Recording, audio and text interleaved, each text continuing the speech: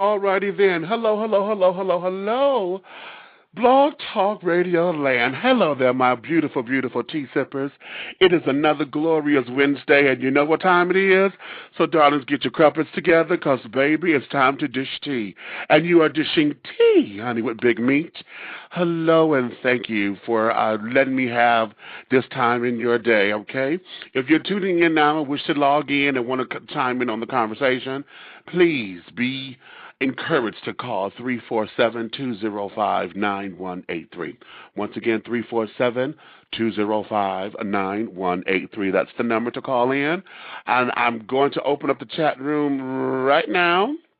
So hello there, all of you. The chat room is now open, so if you want to come on in, feel free to come and dish your tea over there, darling. Just dish tea responsibly in the tea room.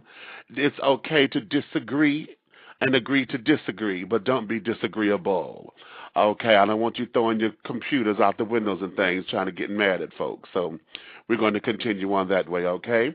Now, let me put my disclaimer here right now, because y'all know I have a potty mouth and I make no excuses for it, although my aunt blasted me out for it a few weeks ago, so I'm learning to curb it. However, this show is for mature audiences, and the language and subject matters are not appropriate for children or anyone who is not mature to handle the subject matter. So your listening discretion is advised, okay?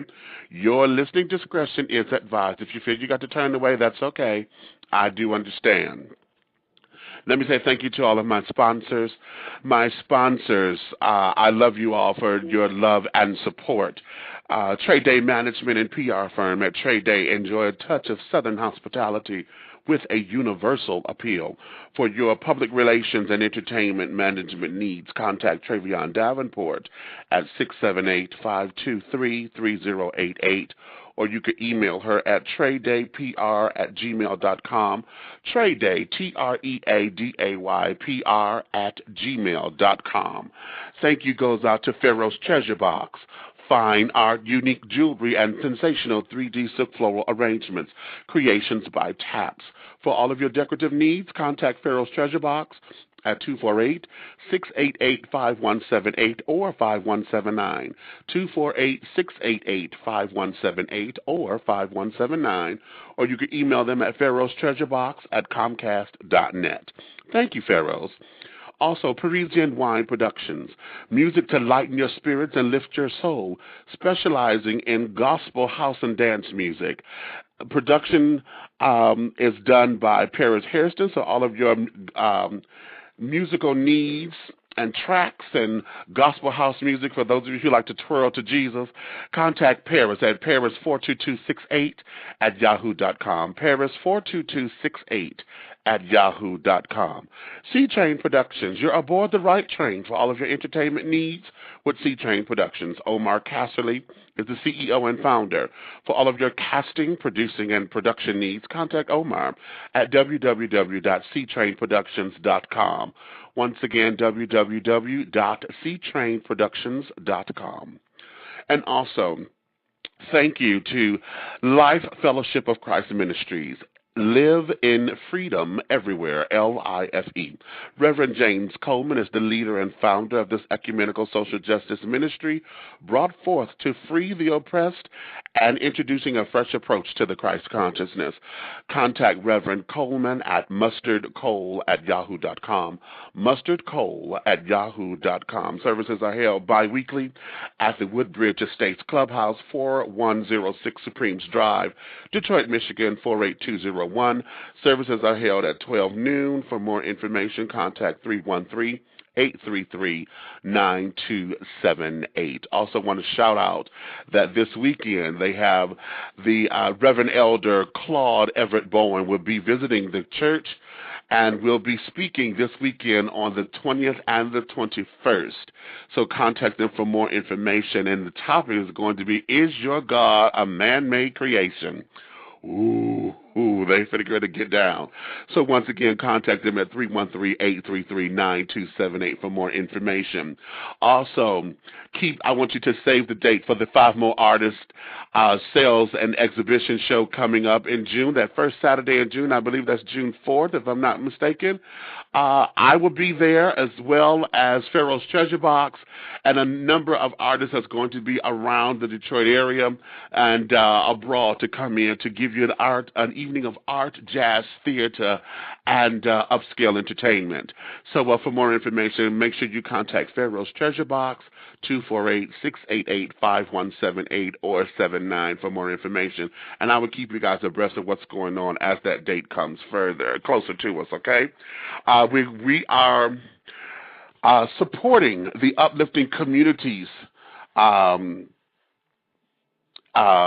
charity out of Detroit, out of the True Life Ministries Church.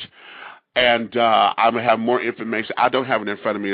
If I'm sounding like I'm stuttering, because I'm going off the top of my head, and I don't have it in front of me, but I will get all that information for you. But Uplifting Ministries is the charity that we're going to be sponsoring this year, and I'll have more information for you about that as we get closer to the date. Okay? So if we're not bombarded with any more announcements, we're going to get right into today's topic. I call this, today's show was entitled, Remember Me as a Good Thing, okay?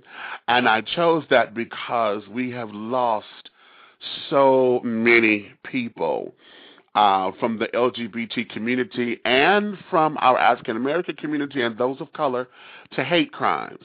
And it's time that we put a handle on it. But today I'm going to spotlight this one particular story that touches our hearts tremendously, and that is the story of Miss Sakia Gunn. She was a 15-year-old masculine identified lesbian, aka stud, because we now have a politically correct term now. However, at the age of 15, while she was out with her cousin, a gentleman approached her and, of course, wanted to get with her. She declined his advances, and he would not take no for an answer. And ultimately, her saying no to his advances cost her her life. This story has been, it's being told through the form of film.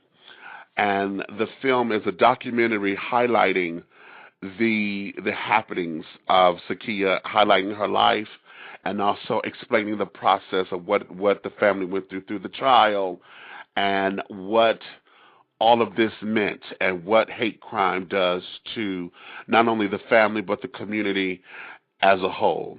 And I have joining us is the director of the film called Dreams Deferred, the Sakia Gunn Project. This is Mr. Charles Brack. Hello there, my darling. Thank you for coming in to share this with us, honey. You are dishing your tea with me. How are you, sugar? I'm doing very well. Thank you. How you doing, Meech? Oh, darling, I am everything, and everything is me. I am 14 days in, honey, to turning 40, honey. So I am floating right now, honey, 2 weeks from today. Well, all right. Congratulations. Thank you, I baby. I just turned 50 myself, and my legs hurt.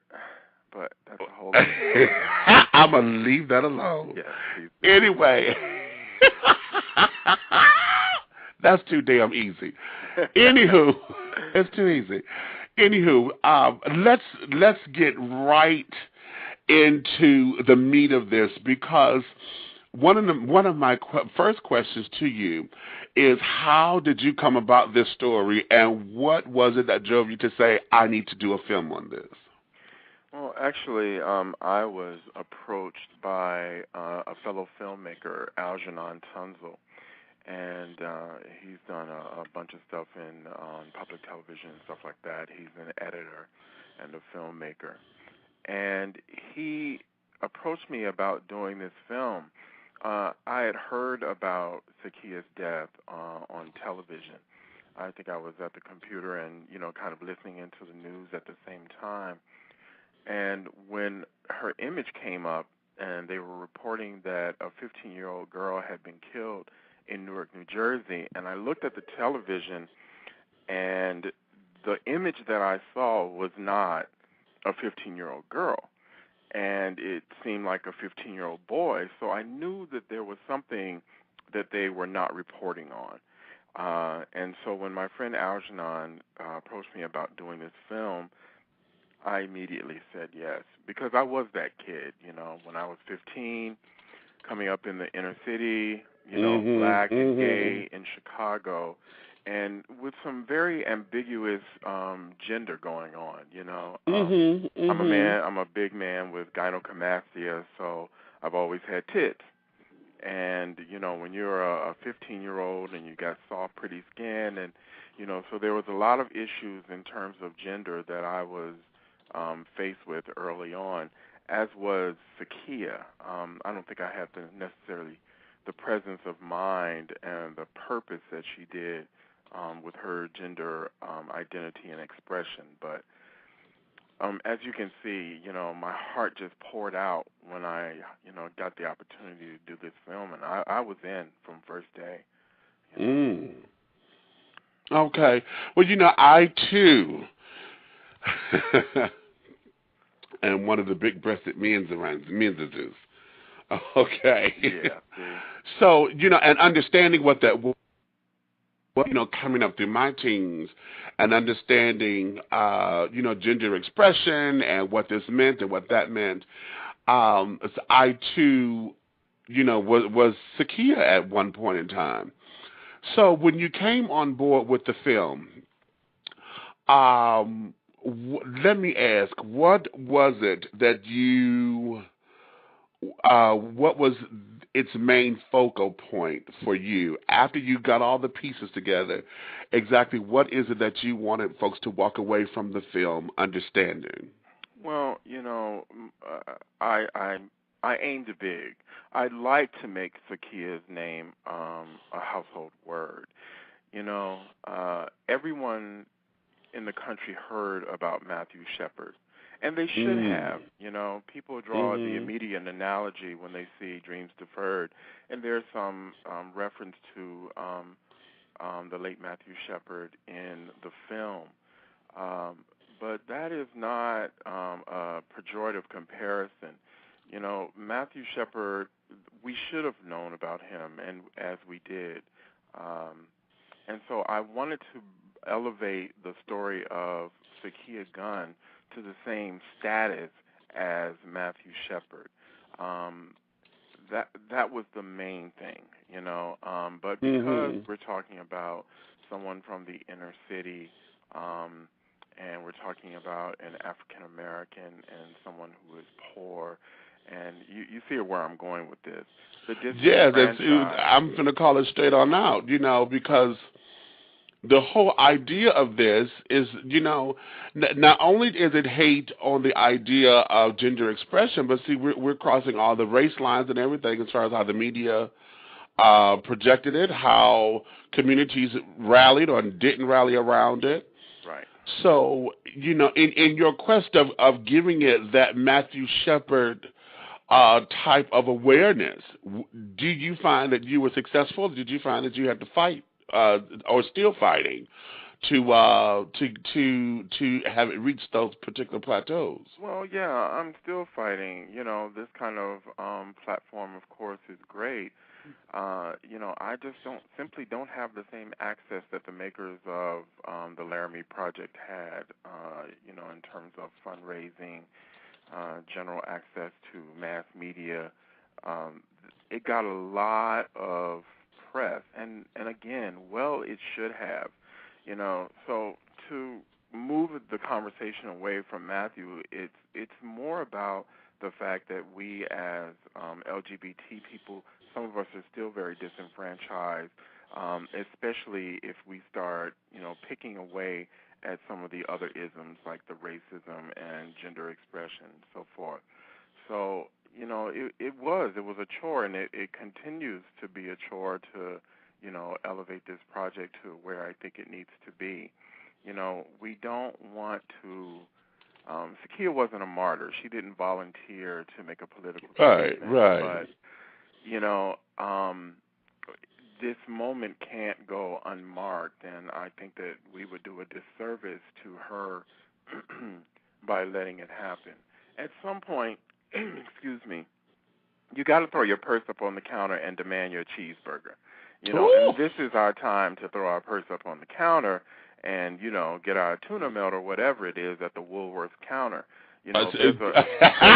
There's a lot more counters that we have to sit at, is what I'm saying. So, and we'll just keep sitting until, I'm a liberation theologist, and, we believe that none of us are free until all of us until all of us are free. Well, because, see, that's one of our common areas that, we come from, a background of liberation theology. For those of you who know that I was a part of the Unity Fellowship Church movement. Amen. I'm sorry? Amen. Yeah.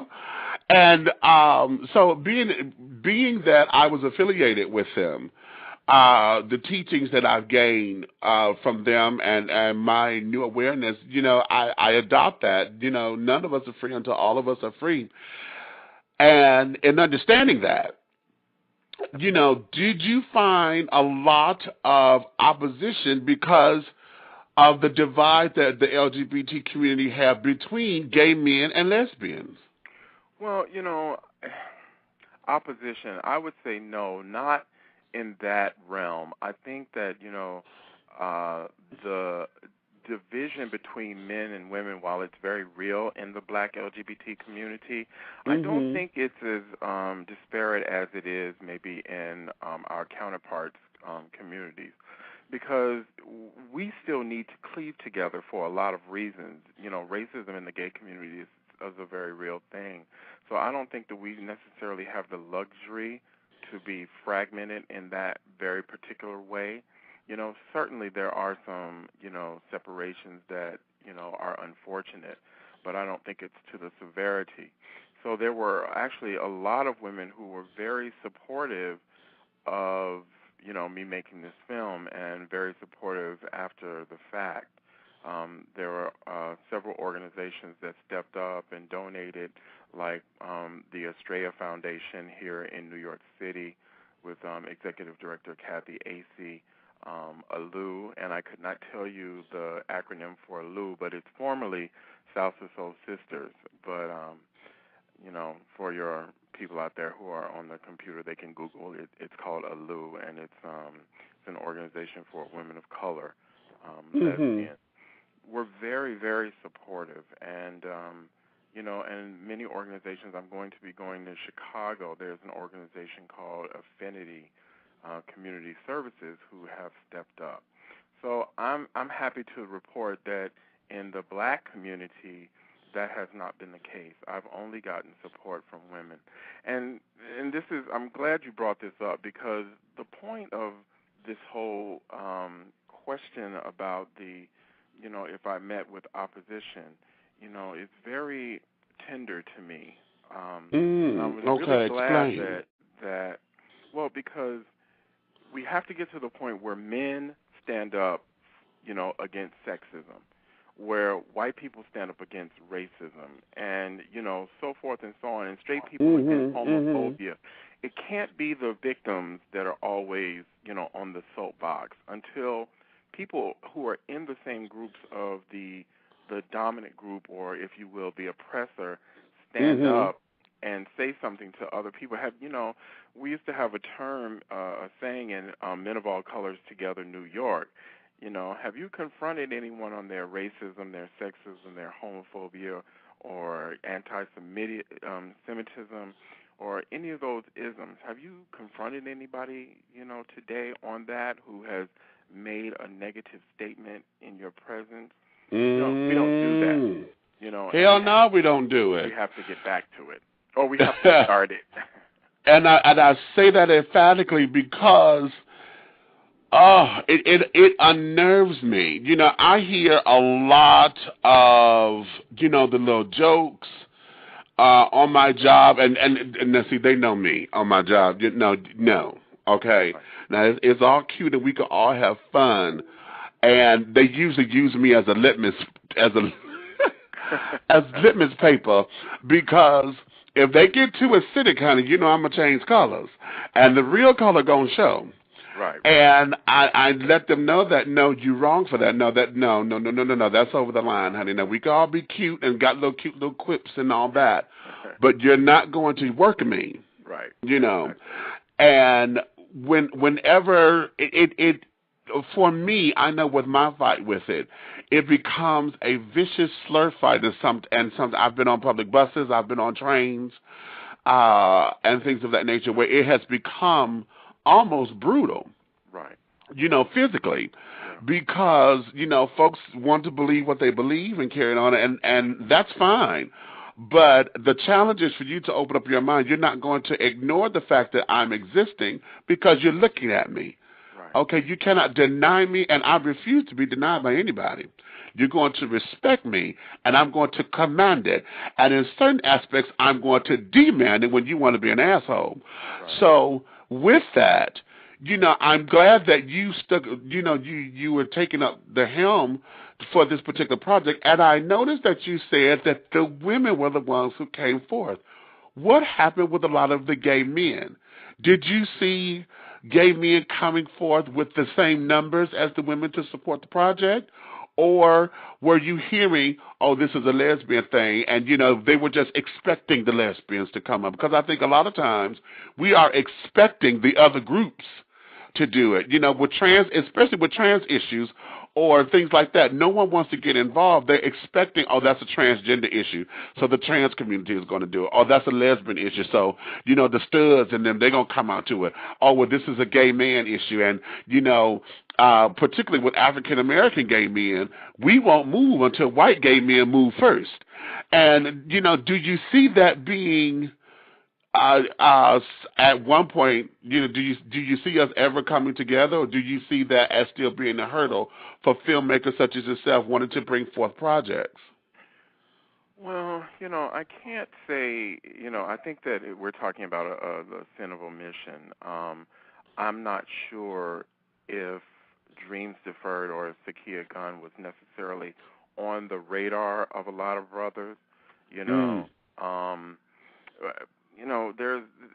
we've tried, and we're still trying, and, as we go forward, the film has been out only, it'll be 2 years in June, so we still have a lot of places to go. But the people who are at the helm usually are the people who are most closely affected by it, so I don't want to necessarily diss the brothers, because we're still working on it. Like, for instance, Philly Black Gay Pride, just contacted us, and we'll probably be there in the coming weeks to screen the film. It hasn't been necessarily the larger black gay community, but more the people who are probably more service-oriented or, working in nonprofits and stuff like that, who have had more interest in the film because that's just what they're interested in. But once we get this film, say, onto some of the circuit parties, if they'll let us interrupt their good time for a minute and talk about some issues that are pressing to us, because if it happens to Sakia, it can happen to a femme queen, But that's another issue that we have to start talking about is the gender expression in our community. And I don't want to divert the conversation, but I think it is important to mention, that within our own community, there's a lot of discrimination against people who are, don't fit the norm when it comes to their gender identity or expression. So, that's a hurdle that we have to get over, especially in a context of, masculinity being glorified right now. Exactly. Everything is about the DL. So, since you said that you have a potty mouth, I'm going to take that as I can say, baby, I want you to be a judicious queen, your tea, honey. If you are a femme queen, you are ass out when it comes to having representation in the media, Exactly. Unless you're voguing, So, well, here's the thing. Do you feel? See, I'm glad that you're bringing all this up because all of this becomes related to the topic because hate crimes are just that. And a lot of times when we're dealing with hate crimes, we refuse to get to the root of it. Gender expression has always been an area of concern within African American culture, period. Because, as long as we are the finger popping, loud queens, the femme girls, right. our heterosexual counterparts can pick us out. It's easy to pinpoint who's gay and who's not, or, something is wrong and something is different. Right. Right. Absolutely. But when it comes down to, the more subdued, laid backs, for instance, a lot of our masculine identified lesbians who may not be stub, but, they got a little tomboyish, they identify their femininity, but yet, they still wear masculine clothing or whatever, but they're not, that pressing hardcore, I'm a boy kind of feel to them. Then I think what ends up happening is our counterparts end up rejecting that because they can't point fingers, or it's them not understanding.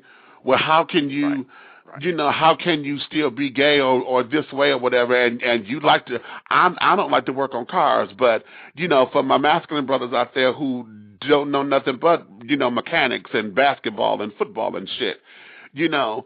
They seem to get through or whatever. Yeah. So.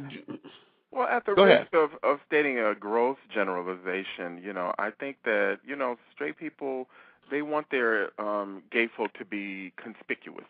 They want to be able to easily identify us so that they know what's up. But, the freer we get, the more we realize that gender is on a continuum. You can get a man that goes from, being hyper masculine to, total femme queen or beyond into,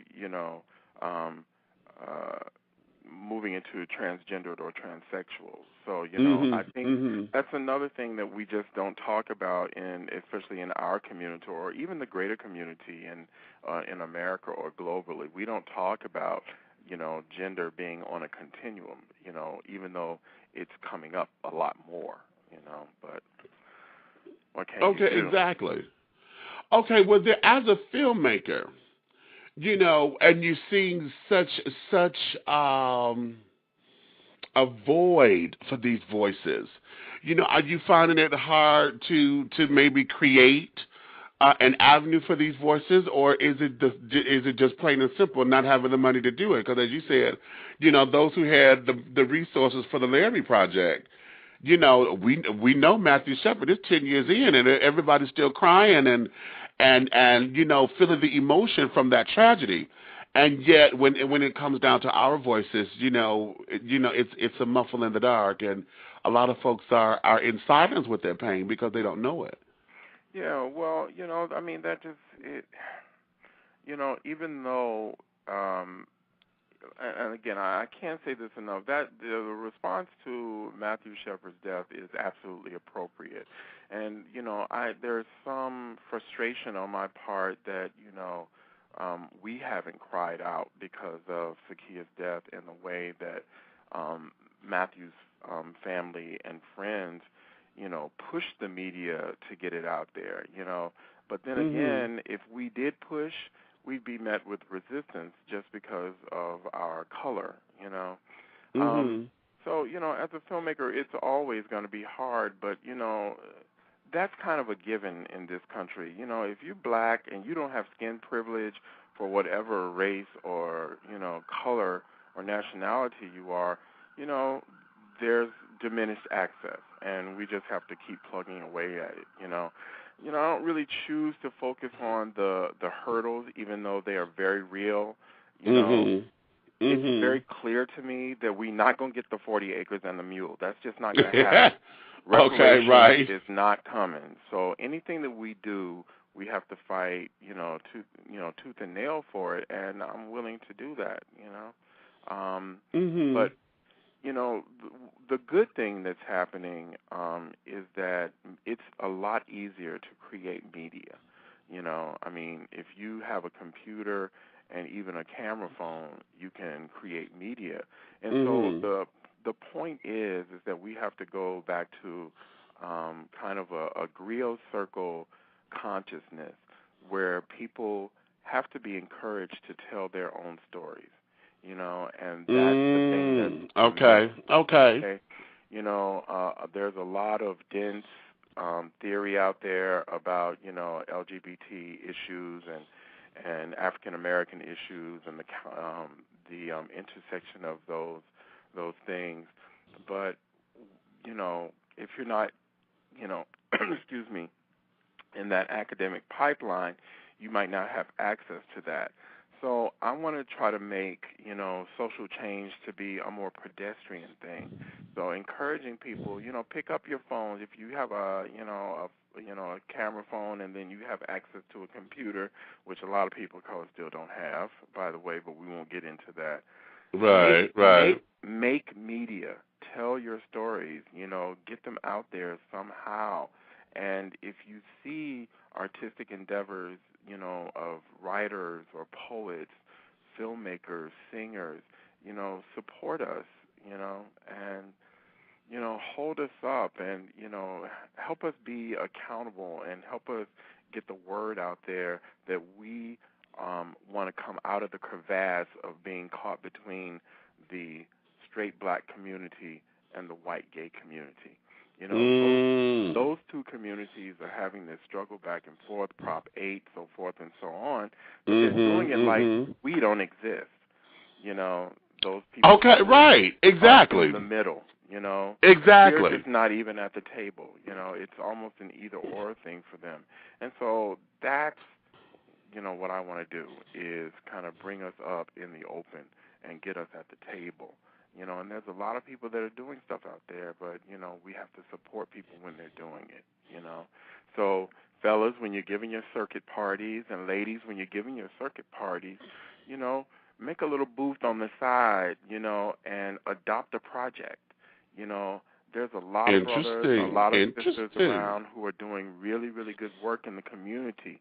And if you can just, put out a little table with some pamphlets or something like that, and a big jar, and just say, throw $1 in there. That dollar, if you get 100 people at an event, that's $100, and that'll make the difference of keeping somebody's, cell phone on so they can do research, or keeping the internet service on for one more month so they can stay in touch with people, So I'm imploring people to be, active and be, participating in the creation of this culture, because we're still a burgeoning culture, Exactly. Now let me ask you this, because you said the film has been out for 2 years now. I have. Okay, I'm going to go to hit something that's probably not going to be well received, but I don't give a damn. I have this thing with black gay prides, okay? And my thing that I have with them is that too many times most black gay pride celebrations only focus around the amount of sex that can be had throughout the weekend. Okay? And we don't hear, of the other, a lot of them, they put workshops on, they put this on, that's a little bit more engaging for the community to edify itself and to matriculate into a better culture. However, those events are, they don't get frequented or whatever. The numbers are always low. But as long as we can sit up there and say, you get your freak on, you get your twirl on, you come out with a piece of trade, or this, that, and the other, those are the events that always have the numbers, and the folks come out in numbers. With you and the screenings, have you been able to get into the Black Gay Prize to screen this so that folks know what it's about? Because at 2 years old, one would think that this has become a household product now within, and just like punks, folks are looking for punks. When punks came out and Rockland Dunbar was going to play a gay man, honey, getting kissed and carrying on, everybody know punks, and that was 5 years ago. Right. You know, how come we don't know Dreams Deferred, Sakia Gunn, the documentary? You know, that's a good question, and I'm not sure I'm the person to answer that question. But again, it's the subject matter, I do believe. You know, I'm just going to go out on a limb and say, you know, when you're talking about someone who was as disenfranchised as a woman, as a young person, which, you know, we forget about our young people. You know, there's just not enough of us doing stuff out there for the young people. You know, we forget about the people who are not, you know, economically sound so they can come to big events and so forth and so on. So it's about the disenfranchised. How do we plug into the Black Pride, you know, to make them aware of it? You know, I'm trying, you know, and, you know, I think we've, you know, starting to gain some footing in that, especially with Philly Black Pride, because they're one of the larger ones and, you know, more famous ones. And I definitely applaud their efforts about bringing Dreams Deferred to that festival. Now, I'm deeply surprised because DC is the largest, ATL is the oldest, and then comes Detroit. Okay. And not one time have I heard you say one of those things. I don't know if you've been there or not, but I've never heard you say that. No, I haven't. And that's my point. Yeah. That there is part of my point with, and it angers me from time to time because the powers that be, as you said, you know, you're trying to get into these particular things, and I know that Detroit does it because I used to be on the planning committee, so I know they have a film festival. They don't do it every year, but they do have a place where they invite authors and filmmakers and stuff in, and I know that can be done. Here in Atlanta, I started on the planning committee when I first got here, but, you know, they've taken a different route. However, they still encourage these kinds of things. And the powers that be, I'm just not understanding how... It frustrates me as someone who sees the potential and hear the message in what all of this is. Yeah. But as you as a filmmaker with such a voice and such a message that this project brings, what does that do to your psyche? Or does it fuel you to say, okay, fuck it, you know, we just have to press on because we have to? Well, we do have to press on. Again, you know, that 40 acres and a mule thing, you know, applies to a whole bunch of stuff. You know, any artist, you know, who's making art is like, you do it because it's something that burns on your heart and you hope that it will educate and inform and encourage people and enlighten issues. But that's not the reason you do it. You do it for some catharsis on your part. And if it gets out there, it gets out there.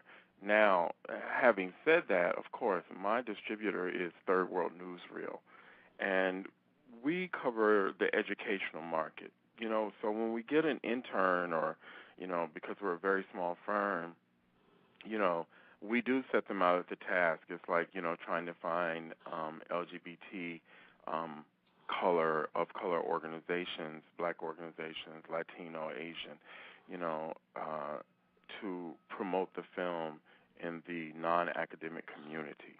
So I feel that, you know, while, you know, nobody has been banging the door down and, you know, we've gotten great reviews and, you know, we premiered at New Fest here and we've been at the Oakland International LGBT Film Festival. We've been at a lot of places. You know, you can always refer to our website or to the catalog to see where we've been, and we've done a lot of things. It's still not enough.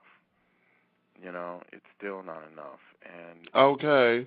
And the thing is that, you know, and some people say, well, why this story? It's like, you know, Sakia wasn't the first one, and she certainly won't be the last one. But again, at what point do you throw your purse on the counter and demand that you be served?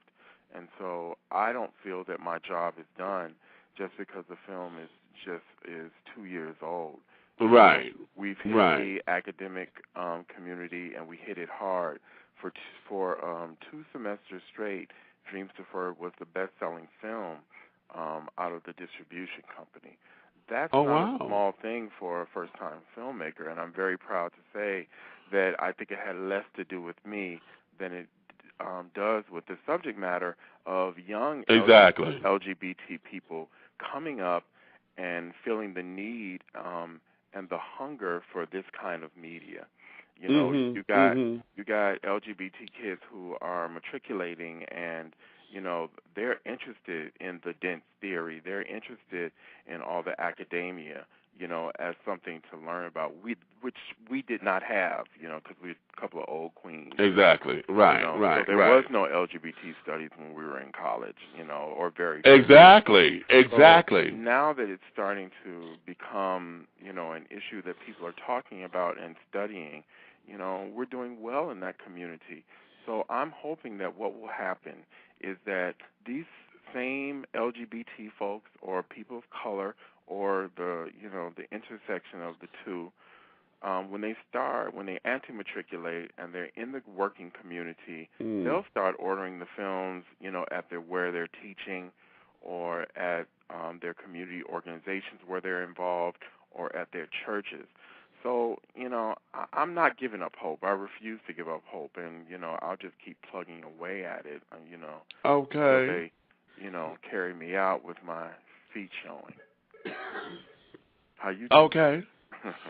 Cute. Oh, I feel you. Okay, now listen, let me read this from out of the tea room over here. Okay. BMG Nedra has written, I think when it was less accessible in the mainstream to be out as LGBT people, we were forced to be political to some extent.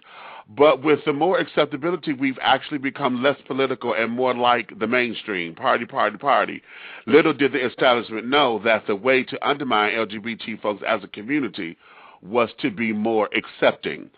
Good job, Chaz, for shouldering up the cross, my brother. This is still BMG Nedra. And then he follows with a question and says, what do you think about the way the story of the New Jersey 7 relates to Sakia's story? Okay, and go.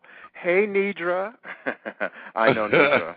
Nedra and I go back a long way, and a little bit of history in there because this work is not new to me.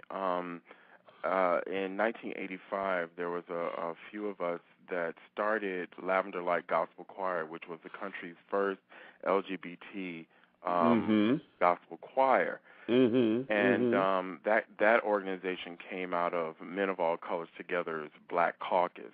You know, so that was back in the 80s, and this stuff started coming to fore. And I think Nedra's right. This is a topic that I'm very interested in because I think that there is an LGBT diaspora. You know, I do too. Oh, would somebody else say that? Just saying that I'm black, you know, that has little meaning when we talk about the diaspora. You know, exactly. There's, you know, the African diaspora is black people, Caribbean people, Latino people, you know, black Americans, so forth and so on. This also, I think, applies to the gay community.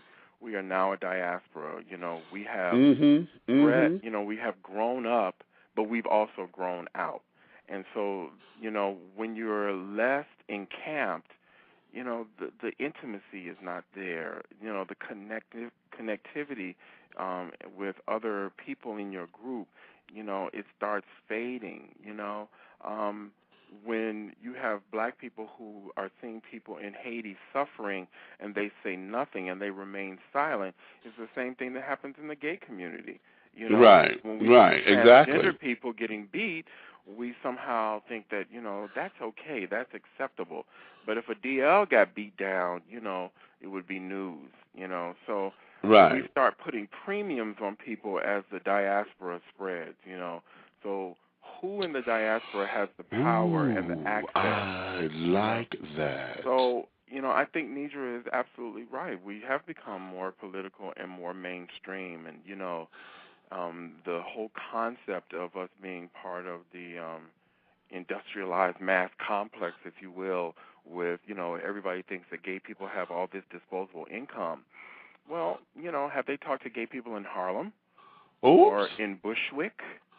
Or in Bed-Stuy? Honey, in College Park, Atlanta. College Park, Atlanta. Shit. I got okay. you there. But, so yeah, we've grown up, we've grown out, and unfortunately I think that we have grown apart, and that, we need to, have media like this so that we can be reminded that, none of us are free until all of us are free. Hello right. There. And so let me ask you. Let me just finish. No, go ahead. Finish that. The Jersey 7. A lot of people approached me about that and wanting to relate it to Sakia's story. I think that story was an excellent story. It's an unfortunate incident for those that don't know what it was. This brother rolled up on some women, and they basically said no, and they beat his ass down. Now, some of them have been accused. I'm not really up on this story right now. Have been accused of murder. And so forth and so on. And I think some are still in jail. They are. Yeah, I think there's 3 of them are still in jail. Right. They don't want us to fight. Right. That's not part of the discourse that's going on. Is that what does happen when people take up arms and fight back and say no, and then they become re-victimized by the system. By the system, exactly. And the media, because now it becomes a whole big spectacle. And then this whole thing of reverse discrimination, whatever the thing is, reverse bashing and all that kind of, it mind boggles me, because there's no such thing as reverse anything. Discrimination is discrimination. A bashing is a bashing. But the girls, the story is they still proclaim self-defense because Mr. Man was very persistent. Right. And according to what I remember on the news, he had physically assaulted a couple of them actually, and they whooped that ass. Right, and he's still with us. So, I must correct myself, and I see that Nidra just chimed in also that it was attempted murder because he didn't get killed. Right. Which, for me, it shows some restraint. And I'm certainly not, please don't get this the wrong way, I'm certainly not advocating violence, but at some point, we're talking about self-defense here. If he rolls up on me, he going to get a kicked ass, hello? And, it's just a sad story all around. And, some of these women did know Sakia, and, I guess they were like, well, I'll be damned if this is going to happen again. Exactly. Right. So Exactly. I don't want, people to consider Sakia a martyr because she didn't volunteer for that in the true sense of the word of martyrdom. But I don't want her death to be in vain, and I also don't want it to be reduced to the moment, to the event of her death. She was a person with a family and friends and loved ones, and her courage and her heart and her tenacity to be able to stand up to a man that's, not diminutive in size and say, I'm not at all. Not at all. That was a big motherfucker. How can you not feel encouraged by that? How can you not feel empowered by that? So. Let me ask this. This is for our heterosexual or heteroattractional allies. Have you gotten a lot of support from them, or are you getting, that's nice kind of attitude, Because as you said earlier, honey, we can't do this thing unless we get other folks who are out of their comfort zone to speak out. Yeah.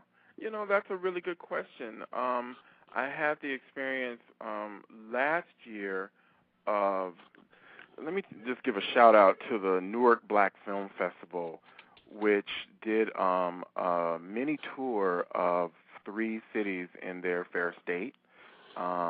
They did the Newark Black Film Festival in Newark at the Newark Museum. I'm sorry, this is the Newark Museum's Black Film Festival.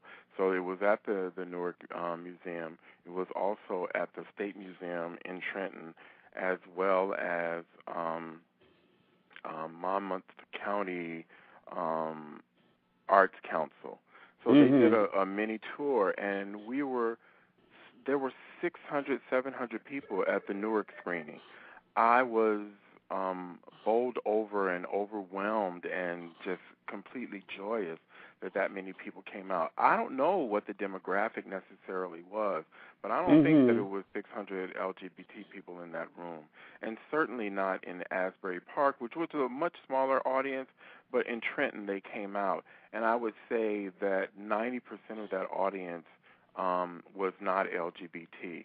And wow. And I was so encouraged because it was black people that came out, and they had honest, open questions. And it wasn't like, I'm coming here and I accept you and I love you, da-da-da, but that's okay because that's not necessarily what any of us are necessarily looking for.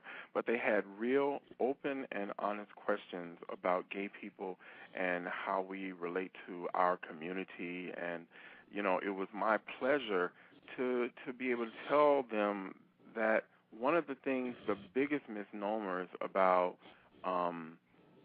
gay people who are black is that we don't want to be a part of the community, which is the furthest thing from the truth. I mean, I ask most of my friends, do you consider yourself black and gay or gay and black? And they say black and gay because we're born into a condition of being black, The sexuality and gender and all those kind of expressions, they come a little bit later, and, it's a matter of visibility. So to be able to talk openly with people who are not LGBT about who we are, it was a joy, and we were very well received. I don't know how many minds we changed, or I don't know how people will go out into their community and talk about Sakia, but the fact that, hundreds of black people, straight black people, showed up at an event in Trenton, it speaks volumes. Which says a lot, yeah. It speaks volumes about where we're going, Exactly. Now here, with the state of our youth today, particularly our young LGBT populace and the up-and-coming children, and they're striving to be up-and-coming legendary for all the ball walkers and this, that, and the other, and looking for an identity. Have you been able to garner a lot of young youth support? Sakia herself was 15. What has that done to their voice, or has this given them a voice to come out and to say, hey, we're not the little kids that you think that we once were. This is real for us as well. What is that youth voice for you? Well, I've been trying to get, to the youth community. There are some people who have been very encouraging and, trying to help. But in terms of, like, the ballroom community, that's still kind of uncharted, and, hopefully we can get into the ballroom community at some point, because this is an issue, that is it's very familiar to the ballroom community. I mean, we have a bunch of categories that deal with, gender and butch queen and femme queen and realness and so forth and so on. So it's interesting that subset of the, community is so astute with addressing and navigating those systems. So hopefully we will be able to get to them. We haven't been able to get to them yet. I've tried to reach out to some of the organizations for young LGBT people, but I think that I've reached some reluctance, and we're not talking about the ballroom community, we're talking more community-based organizations. I think they don't want to freak the young people out. I don't know, Really? Well, it's a hard story to hear, and we don't want young people to think that their eventuality is death, While we want to educate them and we want to protect them, I don't know if we want to scare them. So I'm just maybe projecting, or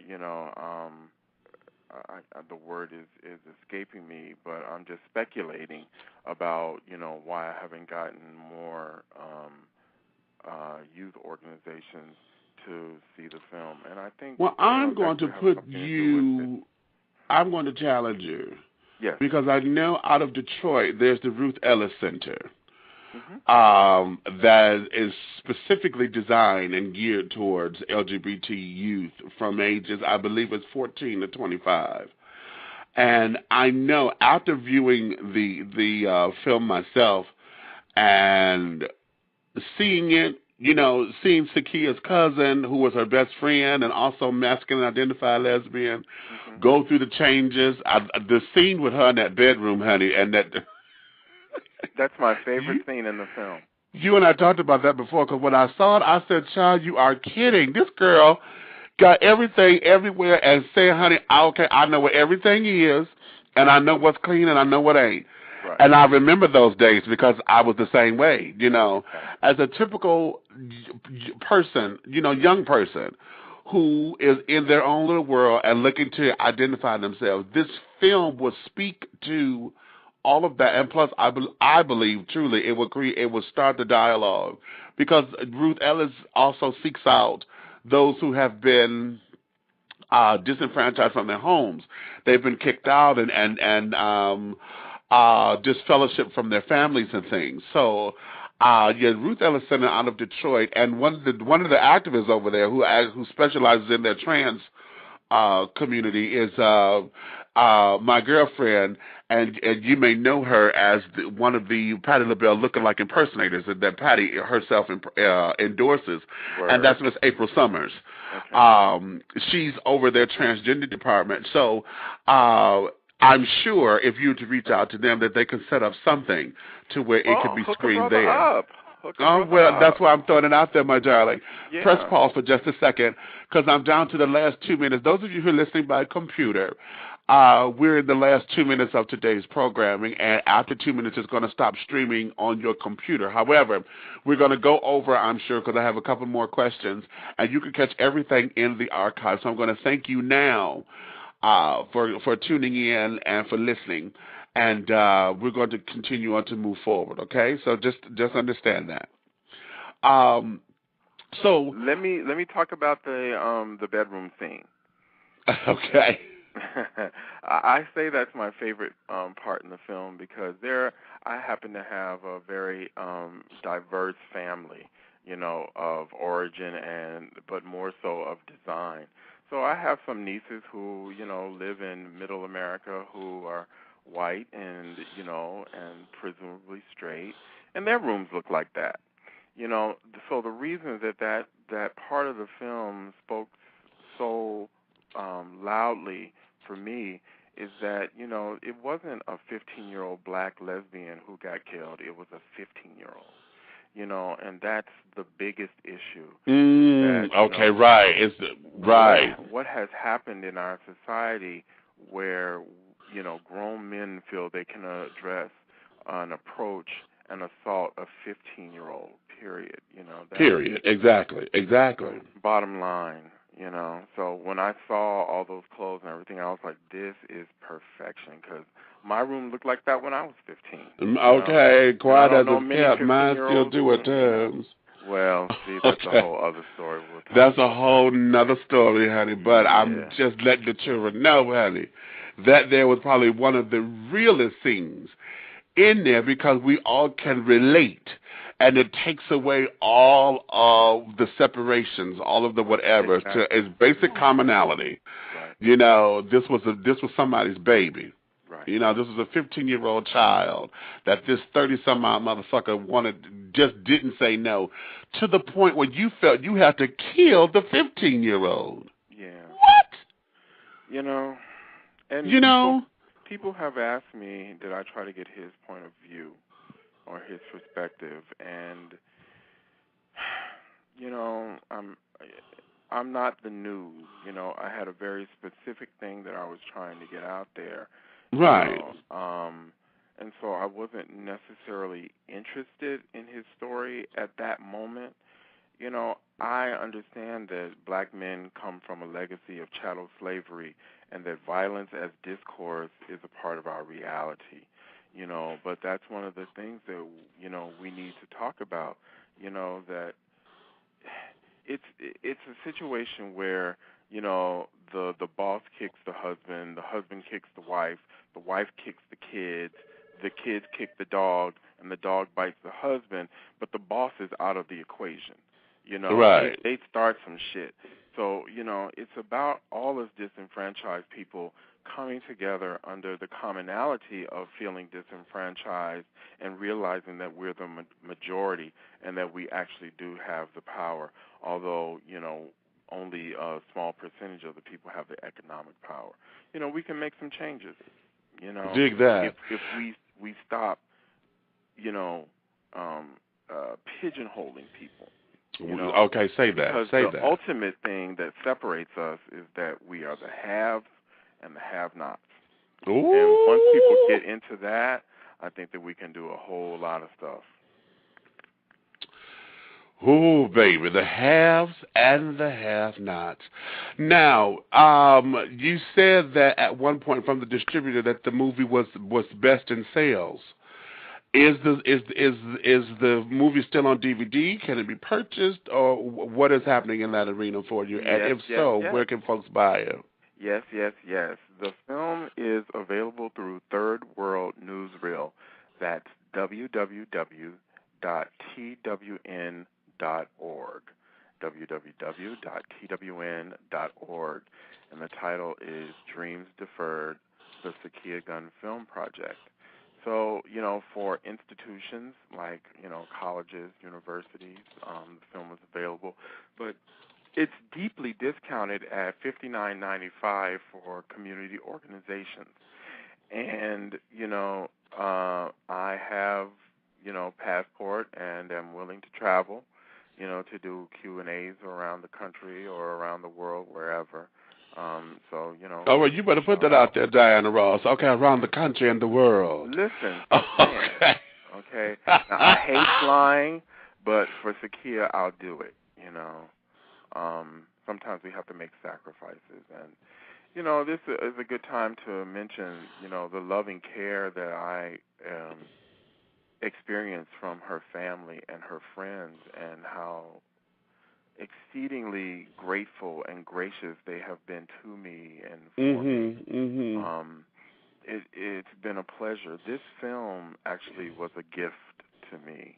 You know, I speak very candidly about being in recovery, and you know, after my first year clean, this film came into my life, and the blessings that have come from this film are immeasurable. You know, it's like, please don't make me start preaching and testifying up in here. But, you know, my point is that if you do service, you know, God takes care of those who take care of his. You know what I'm saying? Exactly. And I had an opportunity to do this, but this film has blessed me indeed. This film has increased my territory. Okay? Okay, exactly. Exactly. That was going to be my next question, is about her family and the camaraderie, and have they become an extended family to you because of the closeness and all of the secrets that you had to share and the intimate moments, you know, with their heartache and pain and showing the tears and that courtroom, honey, it was rough. That courtroom, honey. Oh my God! I don't even know how you got through it, because I can imagine standing there with the camera, trying to film all this, and you're listening to this, and then that's what was in the fit. I don't even know what's on the editing floor. You know, well, God. Yeah, it was a surreal situation, because I'd never, you know, I mean, I grew up in the inner city, but I'd never been to a murder trial or any sort of proceedings that, you know, had to do with murder. And, you know, the feeling in the room was absolutely palpable. Yeah, it was hard. But her family, you know, the thing that I was most moved by is her mom, who in the film you will hear her say, it's like, I don't hate you, you know, and for right, me, just hate the choice that you made. Mm-hmm. Yeah, that was deep. You Ain't know, that, wasn't that, oh, baby. And, you know, and Valencia Bailey, that's my boo.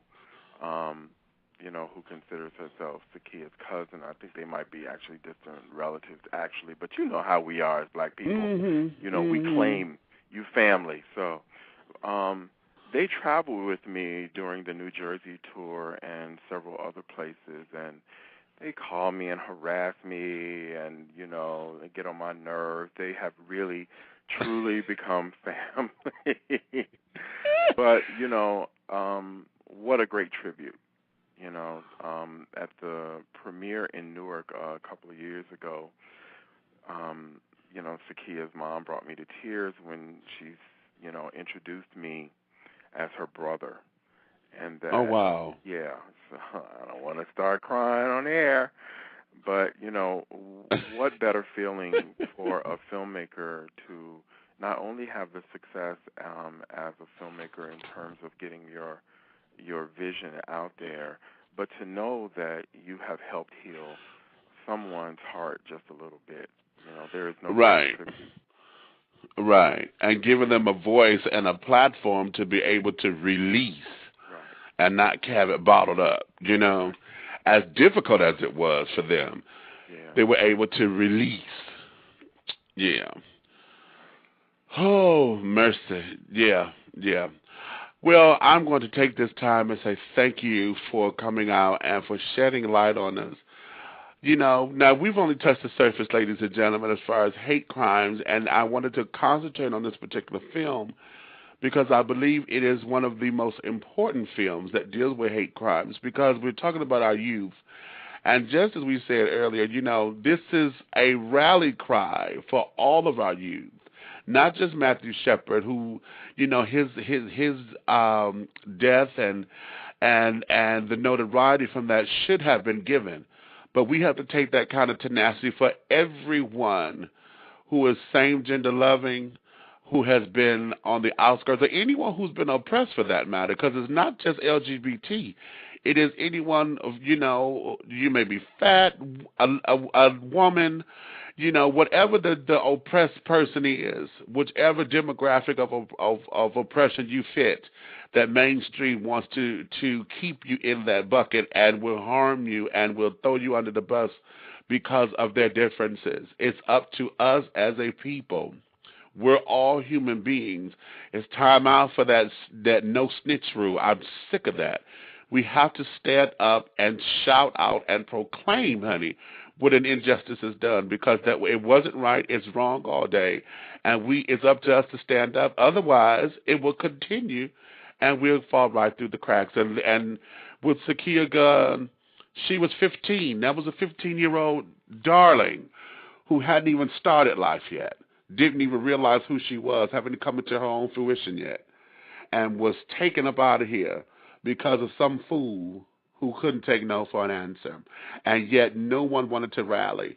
And my brother here was able to pick up a camera and to give you and show you what this kind of horrible, horrible, horrible hatred does to not just the community, but to a family who was loving and supportive of their child and of their friend. So, Charles, I thank you so much. You're very welcome. And I will do everything I can to encourage you to get the film out there, honey. I will send you over Ruth Ellis and also Affirmations out of Detroit. They have a youth group over there where they encourage these kinds of things. They also have a transgender program out of there that would love to pick this up. Great. Because she was masculine identified. So, not to say that she was trans, that's another show, y'all. I had to break that down later. That's a whole other show. That's a whole nother show. Right. But I know that my trans sisters there, Michelle Fox and Susan Crocker, would love to pick this up, and to view it and things of that nature. So I'll send you that information. Wonderful. But Thank you so you much. have an appointment. I got to get dressed because I got to go make donuts. So right. Right. We ain't gonna talk about donuts. Don't say donuts to a fat boy. Shit, knowing I want some Krispy Kremes up in here. Thank you. Okay, cream filled with chocolate icing. Watch out now. Oh, see, okay. Now that's another show. There you go. Love you, baby. Okay, I love you, baby. I'll talk with you soon. All right, bye-bye. Bye-bye. All right, ladies and gentlemen, you heard it right here, darling. For those of you who are interested in the project, Dreams Deferred, the Sakia Gunn Film Project, you can go to www.twn.org, and you can actually purchase the film. Okay, if you would like more information for Charles to come by, or if you want more information on how to get Charles out to your event, to talk about the film, to do a showing or whatever, email me here at dishingteawithbigmeech@gmail.com, and I will forward you all the contact information that you need. I will get everything over there to you so that we can get this film out there and we can get the word known. And for my hetero-attractional people, my straight folks out there, this doesn't exclude you. We need your support. We need to build those bridges together so that we all come to the table. Darling, hatred is hatred. Take this back. And for I'm going to say this because there's a lot of y'all who think that the civil rights movement and the human rights movement are two separate things. But this is one in the same, baby. Remember how when we came together and the white folks came to the Black Panther Party and wanted to join, and it was said, no, honey, we got to learn how to do this for ourselves, but we're going to need you. We need you to put your own organizations together and partner with us. So when we call on you, you're able to get there and to be there for us and stand with us and get the work done. My heterosexuals out there, that's the same call. The LGBT community need you. Without you, there is no us. Child, y'all the ones that make the babies. Without you, there is no us. Okay? So come on, rally with us. Get on the bandwagon. It's time out for all of this whatever your spiritual proclamation is, honey. If God gonna send us to hell and you believe that, let God handle that. But when it comes down to hatred and discrimination and shit that's just wrong, we need your support as well. We need you to be the ones to step up, not just us, because it doesn't mean anything. It becomes a vicious sword fight. If the straight folks ain't standing up saying, no, that's wrong, leave them alone, or leave her alone, you know, if y'all ain't doing it, then we won't get the fire or the fuel. So come on. I encourage you, if you take a look at this film, I guarantee you will know someone who fits in this particular category. Think of it, this is a baby, a 15-year-old baby. My nieces and nephews are turning 15 this year. A 15-year-old baby snuffed out by someone 33 because he couldn't get with her. Now, how about that? That's wrong. I don't care how you look at it. I don't care what sexuality is attached. I don't care what it is. It was wrong because he didn't take no for an answer. That was wrong. And it cost her her life. So it's time for us to rally, people.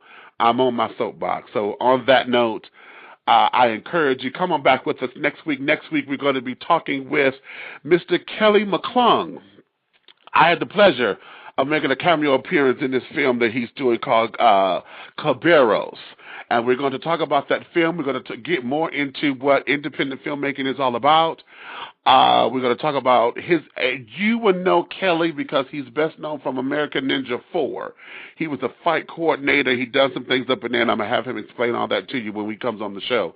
So come on in. I got a guest, honey, because on March 3rd,